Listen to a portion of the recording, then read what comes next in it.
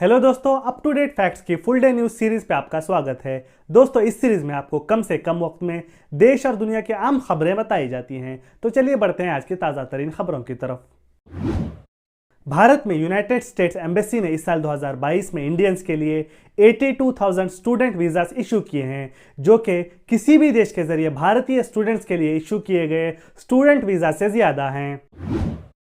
प्रधानमंत्री मोदी ने आज दिल्ली में सेंट्रल विस्ता रीडेवलपमेंट प्रोजेक्ट के फर्स्ट एवेन्यू कर्तव्य पाथ का उद्घाटन किया। इस प्रोग्राम में बहुत सारे लीडर्स और पब्लिक भी मौजूद थी। सुप्रीम कोर्ट 12 सितंबर 2022 को सिटीजनशिप अमेंडमेंट एक्ट CAA 2019 के खिलाफ अपील्स को सुनेगा। CAA पार्लियामेंट में 11 दिसंबर 2019 को पास किया गया था और 10 जनवरी 2020 को लागू हुआ था। केरला की इंडियन यूनियन मुस्लिम लीग TMC नेता महुआ मोइत्रा, कांग्रेस लीडर जयराम रमेश, असदुद्दीन ओवैसी और आसाम एडवोकेट्स एसोसिएशन ने सुप्रीम कोर्ट में इस एक्ट के खिलाफ अपील की थी।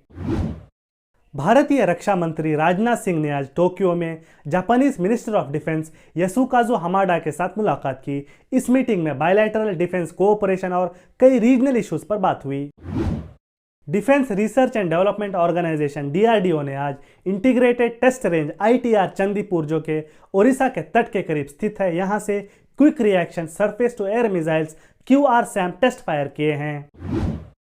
आज आई एक रिपोर्ट के मुताबिक भारत अपनी current defence equipment manufacturing policy की वजह से आने वाले कुछ सालों में वेपन शॉर्टेजेस का सामना कर सकता है। मेक इन इंडिया की वजह से भारत की आर्मी, नेवी और एयरफोर्स कुछ क्रिटिकल वेपन सिस्टम इंपोर्ट नहीं कर पा रहे हैं। इसकी वजह से भारत में 2026 तक हेलीकॉप्टर्स की और 2030 तक जेट्स की कमी हो सकती है। नेशनल इन्वेस्टिगेशन एजेंसी NIA ने आज बिहार में PFI और SDPI से लिंक 30 लोकेशंस पर टेररिज्म केसेस में रेड की है। केंद्र सरकार ने आज PM श्री यानी प्रधानमंत्री schools for rising India scheme के तहत देश भर में 14,500 स्कूल्स की अपग्रेडेशन के लिए 27,360 करोड़ अप्रूव किए हैं। नीट UG 2022 के रिजल्ट्स अनाउंस किए गए हैं। 17,64,571 स्टूडेंट्स में 9,93,069 पास हुए हैं और राजस्थान की तनिष्का टॉपर बनी है। यूपी में सबसे ज्यादा कैंडिडेट्स पास हुए हैं। यूरोप ने इस साल 2022 में अपनी हिस्ट्री का सबसे गर्म समर रिकॉर्ड किया है। अगस्त 2022 यूरोप की हिस्ट्री में अब तक का सबसे गर्म महीना था। US डिपार्टमेंट ऑफ डिफेंस ने आज अपने 5th generation fighter aircraft F-35 की डिलीवरी को सस्पेंड कर दिया। ऐसा उस वक्त हुआ जब जेट के इंजन में पाए जाने वाले एक मैग्नेट में चाइना में बनने वाला कोबाल्ट और समेरियम एलॉय पाया गया। US पेंटागन ने रशिया, चाइना, नॉर्थ कोरिया और ईरान जैसे देशों से आने वाले कुछ मटेरियल्स को डिफेंस इंडस्ट्री में यूज करने से प्रोहिबिट कर रखा है। श्रीलंका ने देश में चल रहे इकोनॉमिक क्राइसिस को टैकल करने के लिए 37 नए जूनियर मिनिस्टर्स को अपॉइंट किया है। इन अपॉइंटेड मिनिस्टर्स में पूर्व राष्ट्रपति गोटाबाया राजपक्षा के नेफ्यू भी शामिल हैं।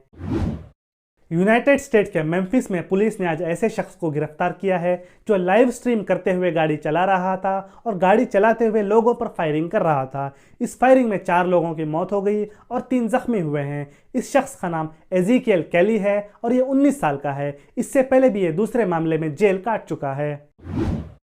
यूके की नई PM लिज ट्रूस ने अनाउंस किया है कि यूके में energy prices 2,500 pounds per year की अपर लिमिट पर फ्रीज कर दिए गए हैं। रशिया यूक्रेन वॉर और रशियन एनर्जी सप्लाई स्क्वीज के कारण यूके में एनर्जी प्राइसेस बहुत बढ़ गए थे।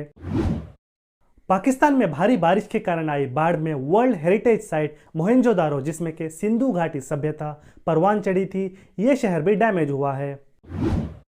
अफ्रीकी देश बुरुंडी के प्रेसिडेंट एवरिस्ते दायिशिमिये ने कंट्री के सिक्योरिटी मिनिस्टर जरवेस दिराकोबुका को कंट्री का नया PM अपॉइंट किया है।